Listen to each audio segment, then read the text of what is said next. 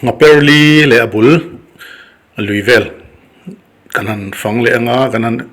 kalkual le anga ngaperli hi tlong lui om mania akalkong hi MZU rota khuan 6 mile restaurant mapel chiao khan veilama chuk thak na oma khulai khuan kal thakin kongpui azukpo a tin chumi baka size hola boarding school bula kongpui akal thlabok chuan kal thazela 6 mile bula kal thanen khan ein po ati chuan tlong lui bul thleng hian kongpui akal thazui ani kongpui tang hian helai mun ngaperli le achevel hi a hlavak lawa kong thlang deuh luka ania toite zuk chuk zeu khan ani maya kong tang po hian alanga alung pher hi hei ti hian ein pha zui maya ten te na came out nan te le thian ho te khatianga picnic type amo zanri amo ti vela kha helai mun hi arem chang riau mai dol zo viu don ani helai mun hi hei an hmong hian amun hi aremin azau viu maya mitam tak adol zo turangai ani ei alui hi kan han thleng thla a tuipo a fim viau mai kan hmong hian a tui fim viau maya tin heng lai mun ngaperli thlang deuh lok hi lung kir kan ti te lung sum kan ti te khatiang khan helai mun hi a om nual maya mit atitlai khop mai aizol chevel na hian mun moi mun tlo cha khom tak tak hi a om nual maya kan la explore kim lo viau in alang boka voinia hian thian te thang te le som te a pachaw te nen kan kal hawa hei alui sir kam hi lungkir kan te maya solam chimlama Kestlov Beino kan tiang chi lung ma kan tiang chi ang khan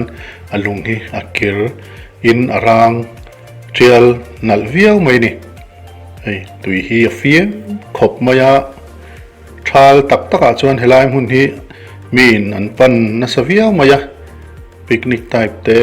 len den te makuai chi te tiang khan mi chi rangin helai mun hi an pan thin ani hei lung sum ang chi te lung khuar lung kir ang chi kha helai mun a hin om nual maya tam tak chuan helai mun hi kan tlo to in kan kal to in arin oma lakal velo emmi ngamuzat kan om bok in arin oma helai mun a hian sanga te kai kong te po om ve nuala len deng mi te ngakoi chi mi te pon helai mun hi an pan ngun viau ani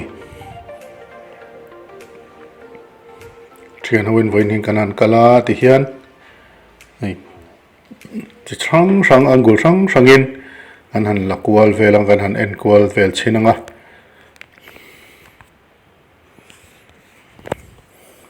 tunai thalai te hi kan fel fai tong reng viawa lui te mun moi kan tiang chi te a kan kal hian bol hlo nu chia hi tun ma te ang khan kan thar lutuk to lawa heng te hi inti mu zelila war zelila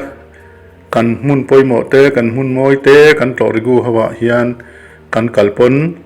bol hlo te nu chia lawila kan nu hi tha takin fel fai takin nu chia thinila adu om viawani kaimani tan zelani a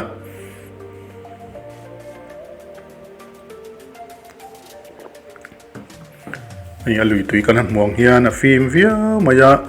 helai mun hi china akal kong kan soi tang khan kal thak ve de wang nga ya amai ro chu thuilu tuk ani lem lawa thlang deuh loka hian ngal chop kai kha alo om boka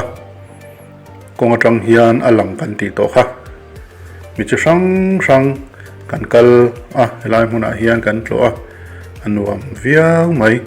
aizol mun nai vela chevel na ya kan tlo kan pan hum ang chi khuanu duan sa oma hi hi zon chua zel kan tu manga tin midang ten an tlo zel theina turin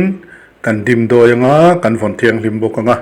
tiang khan a hran pa a sum sen vak vak ngai lawa a mun nuam mun poimo omsa kan nei ate hi hlut thiamila thalai te hian keimani tan zel ani ti kan hriat a poimo ome vini kan kalna po hi hei tun din huna chuan ala thiang lim viawa hei a mun hi kan huang hen lung sumang chi te kan hei tui a fim viau maya alang te maya ti hian ti ngoi te po ti kan lung kir lung sum kan tiang chi te oma tin ara le lam ti mela alui kam le lama hian puk deuh reuh ang chi te akua te oma ti khan heng lai te po hi ni danga chuan an lakal nual in a rin oma kan thian te lakal velo te po helai mun hi ko mu ve tumila tin mi than khat kan thian khat te pon helai huna hian post wedding te an nei puya tin advertisement shoot te production shoot nan te po an manga helai mun hi arem chang viawa ke kal thei vak lo te tan po helai mun hi chu har salem lawa kal kong pui tang hian azuk lavak lawa zuk na ya chu kan thre tang khan hei kan lai po hian motor lir thei ron kal te thon te po kan han hrenak naka kong pui hi atnai viau ni hei tiang hian a khuar eng tin tin amo nal deuh shep nal deuh hian a oma ti khan heng te hi lam hu ve lo te pon han mu ve ngai ula adu om viau ani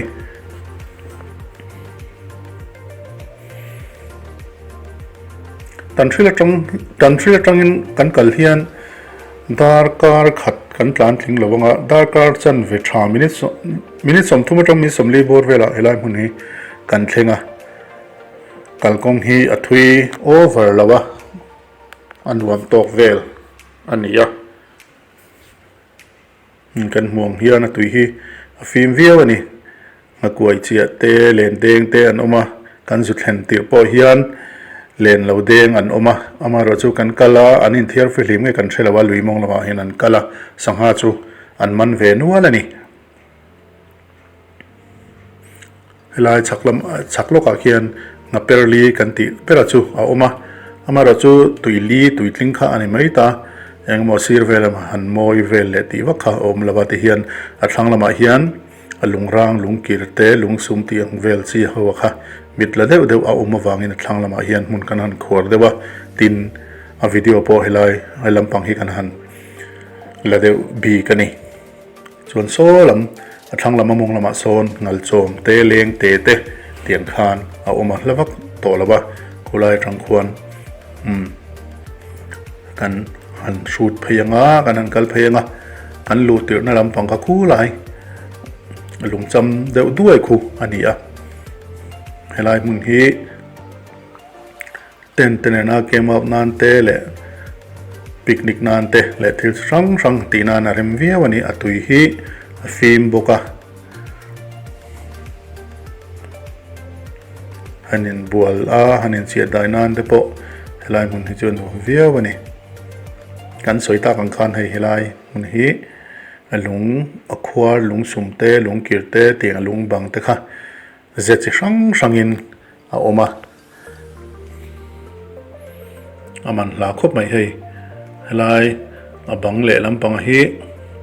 solam chim lama khes love beino kan ti ang chi ang khan lung bang lung mak kan ti lung boyang chi khan a sep hi chi sang in nal dewin om kwal ve ni ti hian angul sang in kan han la kwal vel hian la tlo velo te la kal velo te pon rot kal ve ngai ula kan ti ni atui hi film boka ti khan voinia a perli bulle a perli le abul vela kan tlo chu kan lo du tok le don na yanga video sang te kan lo ron da le zel ngam in lo en le zel thon ya thona tan chuan kan du tok le photang